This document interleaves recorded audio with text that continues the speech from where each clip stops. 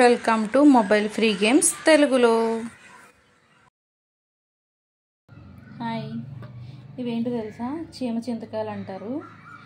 ఇవి ఎలా తినాలో చెప్దామని సరదాగా చేశాను. ఇలా ఉంటుంది. ఈ లోపలిది తీసుకుంటే లోపల వైట్ది ఉంటుంది, దాని లోపల బ్లాక్ గింజ ఉంటుంది. సో ఇలా ఉంటుంది గింజ, తినకూడదు, ఇది తినాలన్నమాట. ఇది కూడా చెప్పాలనుకోకండి, జంజీ పిల్లలకి ఇదేంటో కూడా తెలియదు. దీని పేరు చీమ చింతకాయ అంటారు. దానికి ఆ పేరు ఎలా వచ్చిందని అడగండి. మేబీ నేను అనుకోవడం ఏంటంటే, ఇది చీమ కలర్లో ఉంది కదా బ్లాక్గా, సో చీమ చింతకాయ షేప్లో ఉంది కదా, సో చీమ చింతకాయ అని పెట్టారేమో అనుకుంటున్నాను. నాకు కూడా తెలీదు. సో చాలా మటుకు తినేసాక ఐడియా వచ్చింది. ఈ గింజలు అనమాట, ఇన్ని తినేసా.